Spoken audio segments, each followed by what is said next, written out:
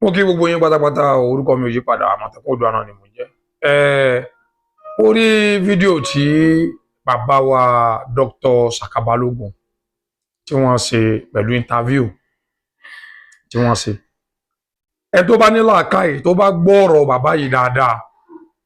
yóò rí wípé nínú àwọn èèyàn tí wọ́n dúró lórí òótọ́ tí wọ́n sì fẹ́ kí nǹkan kan gba ẹ̀sìn àwọn lọ́wọ́ àwọn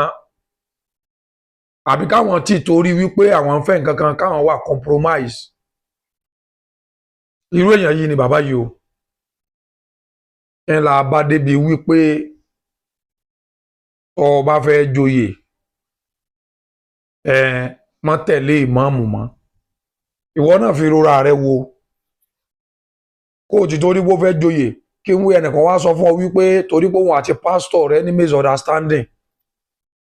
kí wọ́n wá sọ fún ọ pé kó má lọ chọ́ọ̀chì ẹni yẹn mọ́ ṣé ìwọ náà lè ṣe bẹ́ẹ̀ láì jẹ́ pé wọ́n àti pásítọ̀ pé ẹ ní pírọ́blẹ́mù kankan àbí bóyá ẹ̀sùn tí wọ́n fi kan pásítọ̀ wípé wọ́n náà rí o ní ẹ̀rí ọ̀rọ̀ faith là ń sọ yìí ọ̀rọ̀ gbàgbọ́ èèyàn nítorí kálukú wá nígbàgbọ́ nù rẹ̀ ọ̀tọ̀ọ̀tọ̀ ni ẹ má jẹ́ ká fi ọ̀rọ̀ ìlú Ògbómọ̀ṣọ́ pé nítorí pé ó mì sókè ó mì sísàlẹ̀ ká ti torí rẹ̀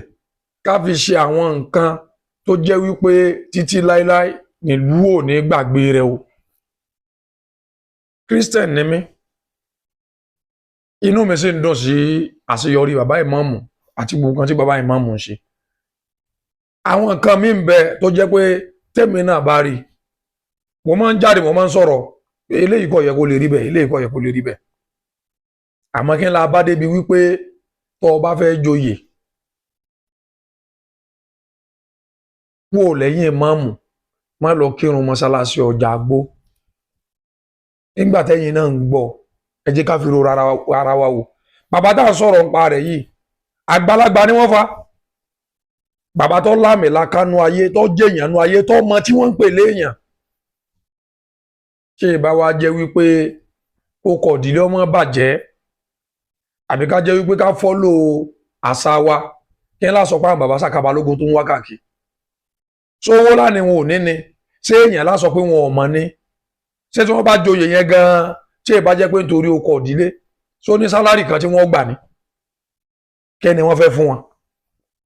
sáà wọ́n máa talẹ̀ ni àbí kí ni wọ́n máa ṣe gbogbo tá a bá ń ṣe ẹ dákun ẹ jẹ́ ká rò tá a bá ń wò pé ó yẹ kó rí bẹ́ẹ̀ ó yẹ kó rí bẹ́ẹ̀ ìwọ náà tó ń tọ́ jẹ́ lẹ́sẹ̀ míì bọ́yọ̀ jẹ́ kírísítẹ́nì àbọ̀ jẹ́ mùsùlùmí àbọ̀ jẹ́ ṣẹ̀ṣẹ̀ àbọ̀ jẹ́ free thinker tó wá ti torí pé ó fẹ́ gba nǹkan lọ́wọ́ mi mo wá sọ fún yín pé gbogbo ẹni tí mo tọ́ bá ti ń bá mi jà bí ìwà àtẹ̀yàn bá ń jà ìwà àti ẹ̀lẹ́jọ́ ń jà tí ó bá ṣe nǹkan fún mi ò ní jọyìn rẹ nínú ṣọ́ọ̀bù rẹ o àmọ́ pé gbogbo ẹni tí mo bá ti ń bá jà ọgbọ́dọ̀ dọ̀tá tiẹ̀ náà gbogbo ẹni tó bá jọ́ rẹ̀ tèmi ọgbọ́dọ̀ jọ́ rẹ̀ tiẹ̀ náà tọ́rẹ̀ ẹ̀ tí ọ̀bá bá mi láàmú àníjọsí o ní tí mo fẹ́ kọ́ ọmọ nu ẹ jẹ́ ká wá láàfíà nù ìlú Ògbómọ̀ṣọ́ ò ní bàjẹ́ o ìlú Ògbómọ̀ṣọ́ ò ní dàrú ní tó lè ṣe láti fi ràn mí lọ ni pé fídíò yìí share rẹ̀ bá mi pín dáadáa kó go viral ẹ ṣé.